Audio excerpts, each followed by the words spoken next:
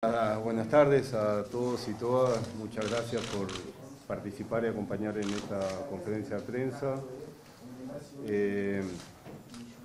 La conferencia tiene 3 momentos. Va a haber una contextualización del Ministerio de Energía en el marco del cual se desarrolla la compra de este inmueble. Pero nos parecía importante contextualizar la compra de un inmueble a través del Instituto de Colonización en el marco de una serie de políticas de contexto que son importantes para darle argumento y sentido a lo que finaliza en una compra de un inmueble. En primer lugar, nos parece importante ubicar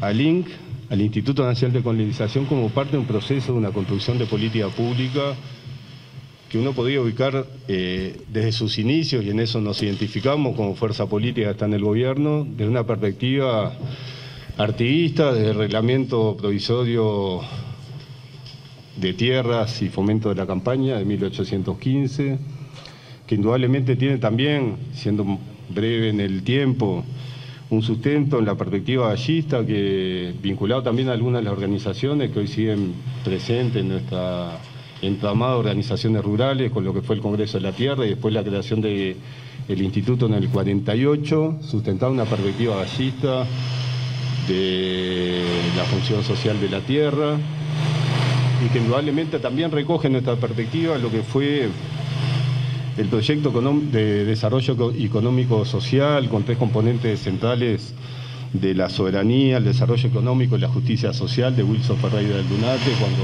fue ministro de Ganadería, y que se retoma indudablemente con una experiencia cercana en los 15 años de gobierno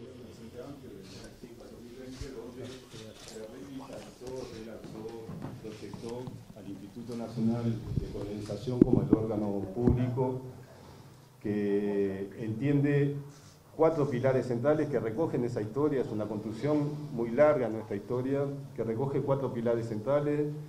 El primero de la tierra como desde el sentido de la soberanía territorial, pero también la soberanía alimentaria.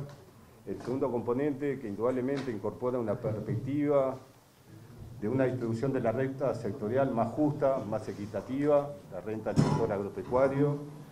El tercero, que indudablemente está vinculado a un sujeto y a un modo de producción desde el cual, si no interviene la política pública, su proceso histórico es de la descomposición, que es la producción familiar. Y un cuarto pilar, que indudablemente hay que incorporar también el debate y el contexto actual, que es una inversión que es patrimonio del Estado en la generación de bienes públicos. Esta es una inversión en tierra, que es un patrimonio, un valor del Estado que indudablemente permanece en el tiempo. Entonces, de esa construcción de nuestra perspectiva política e ideológica basada en los principios artiguistas, recogiendo también los aportes del vallismo y también del nacionalismo, es que confluyen, en este caso concreto, es una compra de un inmueble, pero que indudablemente es importante que el debate político y el debate con las organizaciones sea de esa mirada. Primero, la discusión central sobre el lugar de la tierra en esta sociedad, en este país, basado en esos 4 pilares que mencionaba: la soberanía territorial, soberanía alimentaria, justicia social, distribución de la renta y patrimonio. El segundo elemento de contexto, que nos parece bien importante también, es ubicar un poco y brindar información sobre el Instituto de Colonización, que a veces en el relato, la discusión sobre un título o sobre un caso concreto, se pierde un poco de referencia la magnitud, dimensión y el proceso de construcción histórica del Instituto, que para que tengan una idea, hoy son 3.500 unidades de producción vinculadas al Instituto de Colonización, son más de 5.700 familias que viven o están vinculadas a la política de tierra del Estado a través del Instituto de Colonización. La tierra que tiene propiedad o uso el Instituto son más o menos el 3% de la superficie agropecuaria del Uruguay. Personas que están vinculadas a la producción familiar vinculada al Instituto son cerca de 3.300 personas, representan el 20% de las unidades de la producción familiar. Y también hoy en día, que también hace vigente y justifica la adquisición de este inmueble, y que hoy en día hay más o menos 1.700 familias que se postulan como aspirantes a Colona, que eso hace también la responsabilidad del Estado, que hay interés, hay demanda y necesidad por el acceso a la tierra, en un contexto indudablemente, y hay que ubicarlo así, de fuerte concentración de la tierra, de la propiedad, un proceso también vinculado a la extranjerización y al anonimato de la propiedad, que justifica en tiempos actuales, capaz que 200 años después del reglamento de tierras de Artigas, justifica la necesidad y revitaliza que haya una política del Estado y un instituto del Estado que es vigente, que indudablemente hay que contextualizarlo, adaptar los tiempos actuales, pero que mantiene su vigencia, sus principios fundacionales. Segundo elemento de contexto bien importante es ubicar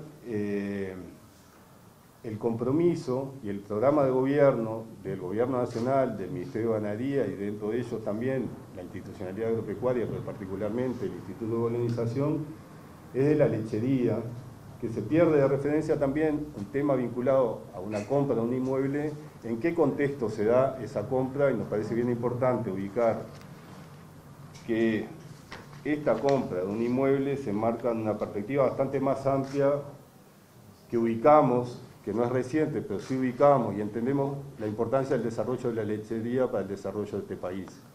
Ahí particularmente, para que tengan una idea, más o menos hoy en día son 3.000 productores vinculados a la lechería, 15.000 trabajadores que forman parte de la fase primaria e industrial de la lechería, son 15.000 trabajadores vinculados al sector, un ingreso de divisas por año estimado en el 2024 en 850 millones de dólares por año que ingresan producto de la exportación de productos lácteos al Uruguay. Y ahí podríamos seguir algunos elementos más que justifican el compromiso con la lechería, el programa de gobierno del Ministerio de Ganadería, las instituciones agropecuarias, de por qué entendemos importante apoyar, desarrollar, promover la lechería como un rubro que genera desarrollo territorial, trabajo, ingresos de divisas a este país. En ese contexto también, la tierra es uno de los elementos que componen un programa de apoyo al desarrollo de la lechería, pero no es el único, y nos parece importante ubicar también en ese contexto el programa de gobierno. El primer componente que nosotros planteamos, el fortalecimiento del INALE, es un instituto creado en el 2008, es el instituto rector de la política de desarrollo del sector lechero y que indudablemente viene de un periodo, el periodo anterior, de desfinanciamiento, desarticulación, con muchos problemas de planificación de desarrollo del sector. Y bueno, justamente uno de los primeros objetivos de este gobierno es fortalecimiento del INALE, tanto sus recursos humanos, recursos económicos y sobre todo incorporar una planificación y proyección del sector lechero. El segundo componente, indudablemente, es la tierra.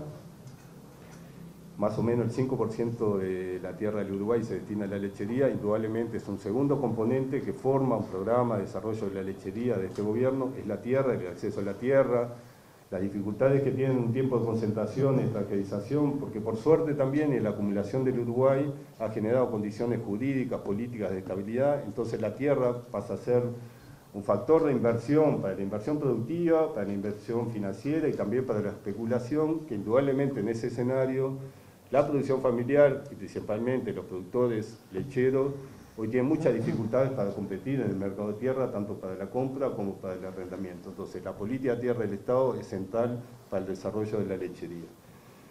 Indudablemente necesitamos producir más leche para poder generar, estabilizar y proyectar el desarrollo de la industria láctea, y en ese sentido un tercer componente de nuestro programa de gobierno es cómo fortalecer, mejorar, proyectar el desarrollo de la industria láctea y sobre todo vinculado a los productos que genera, la exportación de los productos, pero sobre todo a la generación de empleo y riqueza a esa escala que también tiene la lechería, que es la descentralización en el territorio y sobre todo la posibilidad de generar desarrollo en el interior del país. Indudablemente, desarrollar la lechería a través del aumento de la superficie lechera, el volumen lechero, está vinculado a la posibilidad de generar mayores ingresos de divisa. Es fundamental el ingreso de divisa para el país, para generar después una serie de políticas distributivas de la renta, y en ese sentido el gobierno, el ministerio, está muy enfocada en lograr, consolidar, ampliar los mercados internacionales para la colocación de nuestros productos. Ese es un cuarto compromiso para el desarrollo de la lechería, que para que tengan una idea, se exporta más o menos el 70% de la producción de leche del Uruguay, se exporta cerca de 83 mercados, y como les decía hoy, 850 millones de dólares de ingresos de divisa por la exportación de la lechería. Quinto componente político del desarrollo de la lechería, indudablemente, son todas las políticas diferenciadas hacia la producción familiar a través del desarrollo del Plan Nacional de la Agricultura Familiar, que lo coordina la Dirección de Desarrollo Rural del Ministerio.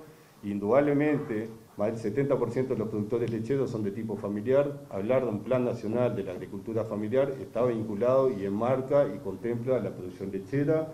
Un sexto componente, para no desarrollar algunos más, es el tema del agua, el acceso al riego, la importancia del agua para el consumo animal y también el agua como factor de resiliencia, adaptación a los procesos de cambio climático. Entonces, este proyecto particular también incorpora una línea estratégica para el desarrollo de la lechería, que es el tema del agua, el riego y para mejorar la producción.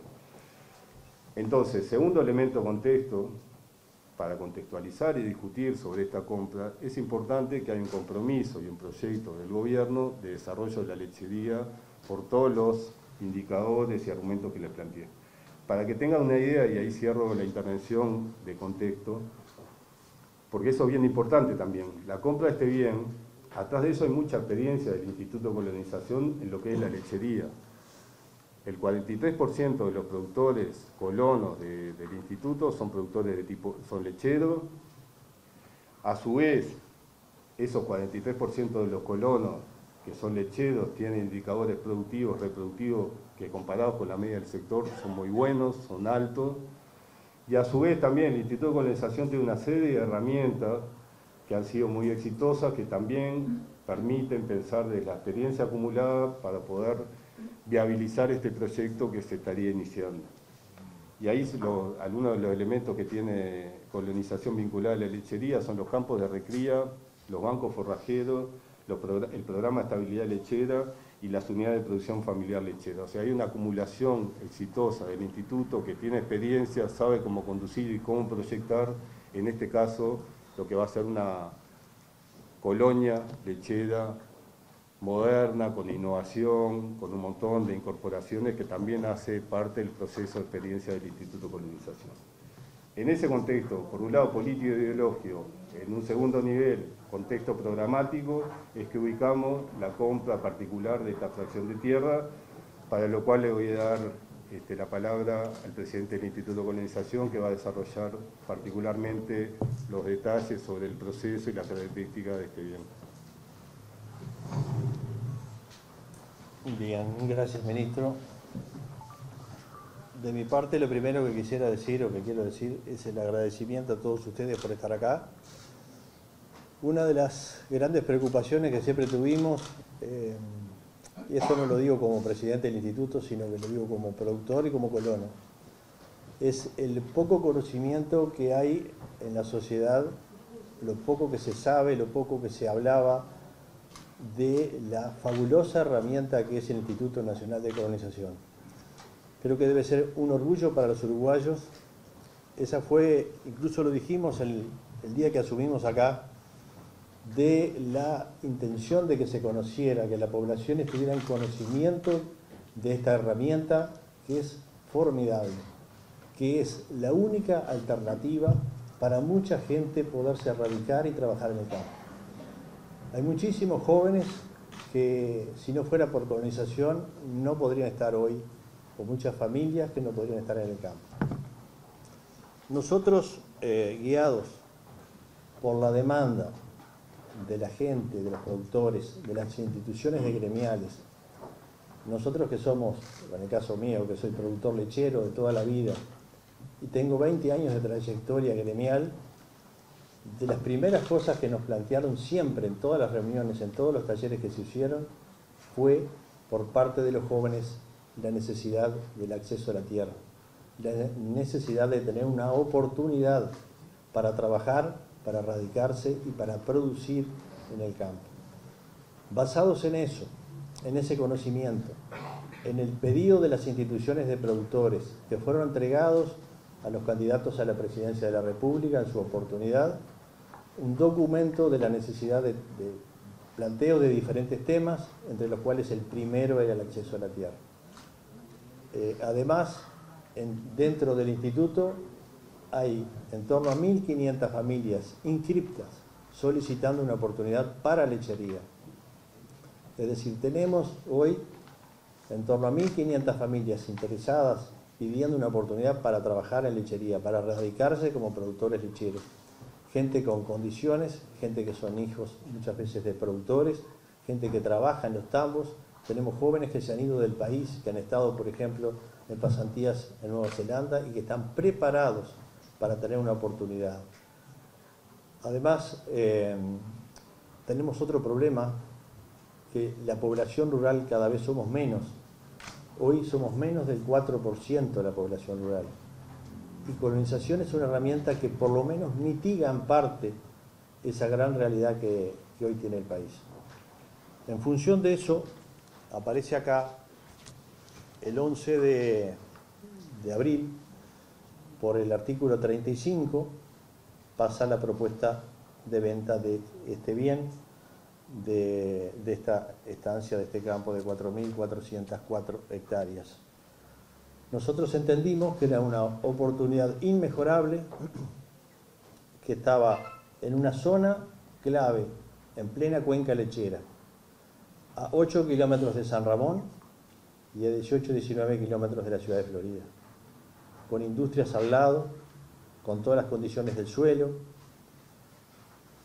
Las gremiales, llamándonos, las gremiales de productores, desde el primer día, incluso desde que antes que esta propuesta ingresara acá, sugiriéndonos de esta compra y de lo necesario que era para la zona y lo necesario que era para el sector. Por otro lado, tenemos una realidad, como bien decía el ministro, que lo que hoy está faltando en las industrias lácteas es materia prima. Tenemos industrias lácteas cerradas, industrias lácteas comprometidas, trabajadores de las industrias lácteas en seguro de paro. Eso nos pareció que era más que suficiente argumento para tomar la decisión de hacer uso de la compra. Cuando ingresa por el artículo 35 de la Ley de Colonización, se tiene 20 días para responder. Se respondió que interesaba el campo, obviamente que se fue a ver, fue el equipo técnico de colonización, el área de avalúos, con sistemas de relevamiento de suelo, con drones, se hizo todo un estudio y ahí después se confirma la decisión de compra. Con un proyecto realizado o con un proyecto conformado al día de hoy, que es lo que estábamos esperando armar para presentarles a toda la ciudadanía, en qué es que se va a utilizar esta inversión, para qué es esta inversión, que fue este proyecto realizado por los técnicos del Instituto Nacional de Colonización, por los técnicos de INALE y técnicos privados.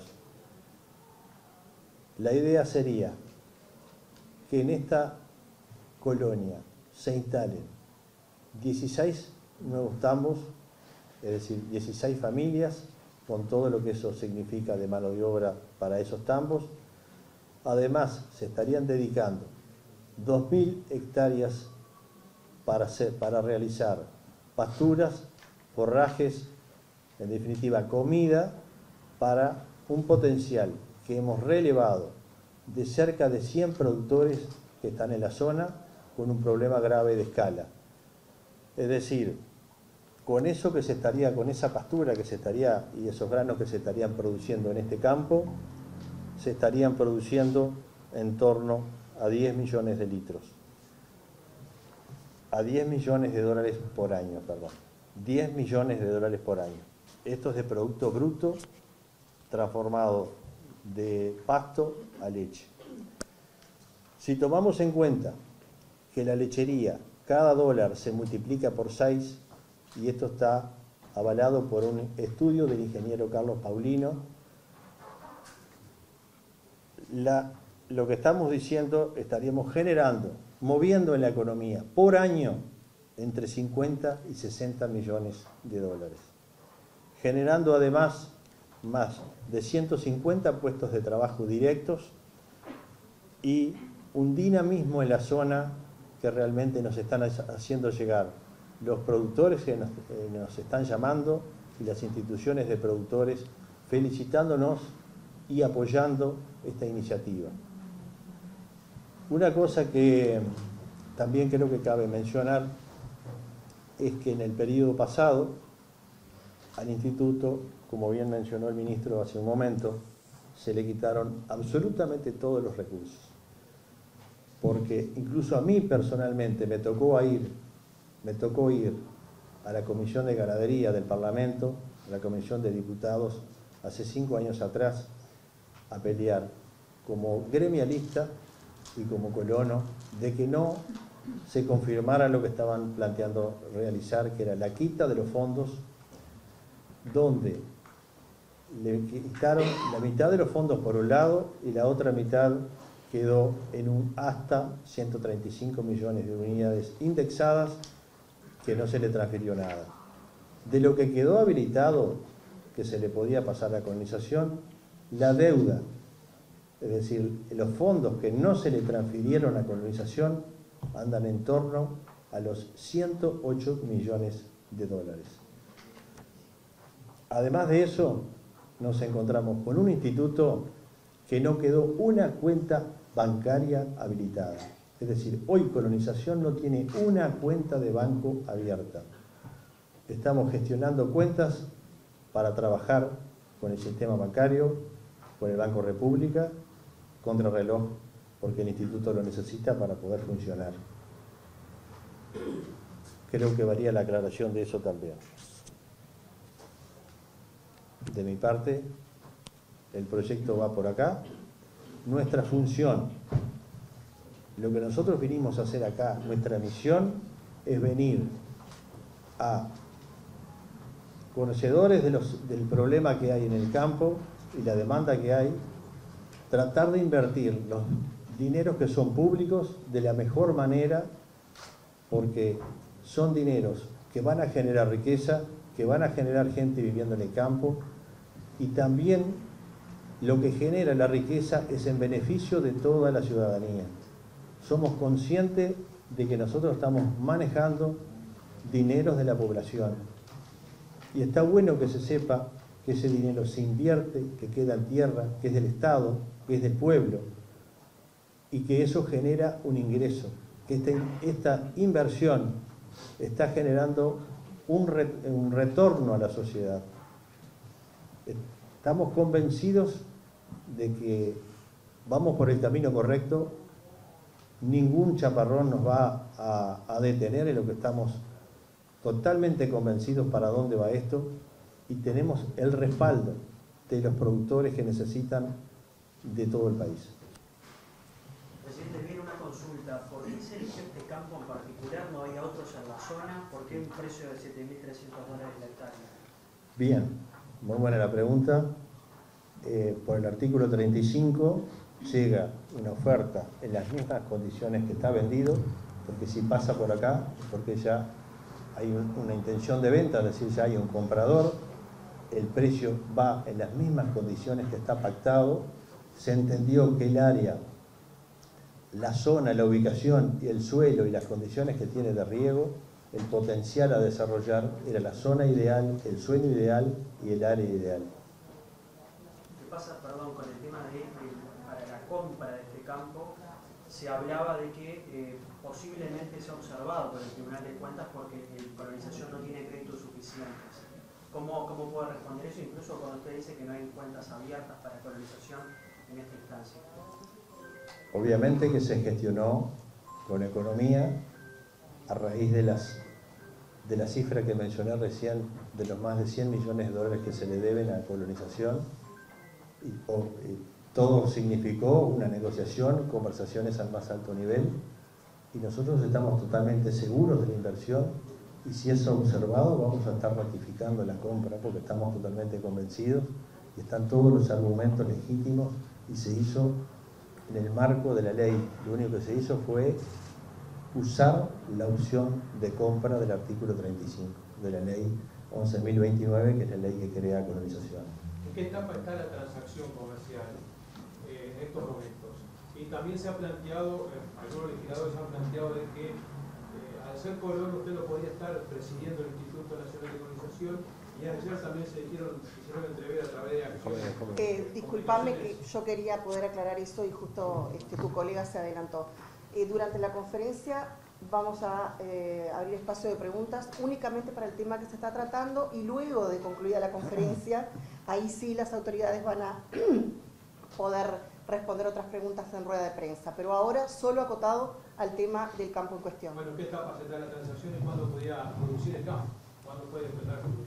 En la etapa que está, se notificó al vendedor de que se hacía uso de la compra y las condiciones son las mismas que tenía acordada con quien iba a comprar ese campo. Hay 105 días para pagarlo. Presidente, ¿el campo cuenta también con 120 hectáreas cultivos? 120, 150 hectáreas, sí. ¿Cómo se va a trabajar allí? Ustedes hablan de la apuesta a la pesquería, sin embargo está este sector ubicado también dentro de la estancia. Le agradezco la pregunta porque vale la aclaración. Desde el primer momento se pensó que el casco, tanto la casa como los olivos, que están muy cercanos, la idea es de eso deslindarlo, venderlo y con esa inversión que se recupera, invertirlo para lo que es la construcción de la cotraña. ¿De las 4.000 hectáreas que tiene, 1.000 son con riego? 1.000 con riego con un potencial de 1.200. Ahora, ¿ustedes interpretan que hay una campaña contra este emprendimiento? Que hay piedras de todos lados, llama la atención que surjan varios temas al mismo tiempo. No me preocupa lo que puedan decir, simplemente la tranquilidad de que uno está haciendo lo correcto y para quién es que lo está haciendo. ¿Esto está complicando negocios de algunos privados? ¿Hay intereses de privados que en este mismo campo? Esas conjeturas, el pueblo es inteligente, seguramente lo sabe leer. Creo que no me corresponde a mí decir qué consecuencias tiene, pero uno confía en la inteligencia y la capacidad del pueblo para que sepa leer. Se habló que la tasación, se incluía maquinaria y equipo de riego por $2.800.000, pero que eso no está incluido. Que se habló en el contrato de esta parte. ¿Por qué se compró en todo caso este campo? ¿Se sabía? ¿Qué puede decir el número? ¿Y quién le dijo a usted que no estaba incluido? No, estoy hablando de si circuló a nivel de legisladores puntualmente que hoy decidieron convocar a las autoridades, planteaban de que eso no estaba incluido y salió también en la prensa. Está incluido porque, además de que estaba incluido y estaba acordado que estaba incluido, hay una autorización en la RENARE de exoneración de impuestos como mejoras fijas. Es decir, eso está incluido. Usted es legalista, presidente Basilio, legalista, y me sorprende lo que, porque en la crítica política puede estar a nivel parlamentario, pero que hayan salido otras gremiales como la ALU a criticar el proyecto, y de alguna manera para las personas que no conocemos bien el negocio, quedamos con versiones distintas respectivamente justamente lo que está diciendo. No tengo nada que decir de la ARU, pero así como está la manifestación de la ARU, hay comunicados de otras gremiales nacionales que están apoyando la idea, la inversión y lo que se está haciendo. Lo que haga la ARU, digo, no me tiene para nada, a mí no me preocupa para nada. ¿Qué va a pasar con los olivares? ¿Los olivares hay algún proyecto especial para los olivares? Se habla de que hay 1.000 hectáreas que son inundables. ¿Es así? ¿Y qué medidas se pueden tomar con respecto a eso? A ver, el área inundable hay que tomarlo muy, pero muy entre comillas. Ahí en la zona hay productores que obviamente tienen un área que cuando llueve y llueve mucho puede llegar a ser inundable, lo que no quiere decir que eso no se utilice, porque ahí en esas áreas se utilizan con pasturas perennes, se usan muchas veces como campos de recría, no quiere decir que eso no se utiliza. Es totalmente aprovechable. Y lo bueno también es que acá, al estar en la cuenca de Santa Lucía, y esto estar en manos de colonización, nos aseguramos que se va a cumplir con la normativa. ¿Con los olivares hay algún proyecto? Con los olivares se dijo en un principio, han aparecido ideas, muchas en estos días, gente interesada, ya sea por el casco, por los olivares o por los corrales de encierro. ¿En cuánto se vendería ambas cosas? ¿En cuánto se estima? No, vamos despacio, todo a su tiempo, lo peor que podemos hacer nosotros es enloquecernos y tomar medidas a las apuradas. Acá vino esto por el artículo 35, como dije, el 11 de abril. Tuvimos 20 días para estudiarlo, para responder, y nosotros vamos a ir tranquilos para adelante y convencidos de que esto se está haciendo con el objetivo que mencionamos recién, para un proyecto de inversión de que va a retornar al pueblo en generación de material, de divisa. ¿Pero va a beneficiar a 16 familias, si entendí bien, o son más? 16 serían los colonos que se radicarían. A esos colonos usted súmele las familias que van a trabajar en esos emprendimientos. En la zona eso va a generar mucha mano de obra de servicios, contratistas y muchas cosas más que va a dinamizar la zona. Va a generar puestos de trabajo en la industria, porque esa producción de leche va a la industria. ¿Esto va a significar también una reserva de riego también? ¿Perdón? ¿Una reserva de fuentes de riego, de agua? Este campo también. Una una represa, capaz. Tiene represas, tiene 3 represas. Presidente, usted dijo que hay muchos interesados. ¿Cómo es el sistema, para los que no sabemos, para acceder a esos créditos? ¿Cómo se elige los colonos? Para ingresar como colonos, Sí, claro. por los caminos normales de que después se abre el llamado, se comunica a través de las regionales, se publica en la página web y las familias presentan un proyecto. Eso es totalmente público y abierto. Senador, Últimas 2 preguntas. El senador Silva lo que planteaba las que eran tierras inundables, indivisibles, habló, bueno, lo calificó de Cartucho y Tupamaro, pero después además habló de que, bueno, no era viable con este retorno que ustedes plantean, ¿no? Que en Conexión Ganadera, lo calificó de esa manera, tiene este retorno de unos $8,5 millones por año. ¿Qué responden a esos comentarios que hizo el senador? Lo que diga Da Silva a mí me tiene totalmente sin cuidado. Yo tengo una vida, tengo cosas por qué ocuparme, sé claro qué es lo que estamos haciendo nosotros acá, y si menciona a Conexión Ganadera, uno de los detractores de colonización siempre ha sido el señor Carrasco. Mira, sin duda que hay un respaldo por parte del Ministerio, también un respaldo político con la presencia de senadores. ¿Habló sobre esta compra previo o posterior con el presidente de la República, Emmanuel Borsi? Y si es así, ¿qué se llevó adelante en esa conversación, en esa reunión? Lo que se habló en las conversaciones queda en lo que se habló en las conversaciones. Que para realizar esta inversión hablamos desde el primero para abajo con mucha gente. ¿El casco de Estancia qué va a pasar? ¿Tendrá destino turístico? Esa pregunta ya la contesté cuando dije que la idea era de vender el casco con los olivares y probablemente los encierros. Bueno, muy bien. Vamos a dar por concluida la conferencia de prensa, vamos a cerrar la transmisión. Muchas gracias a todos.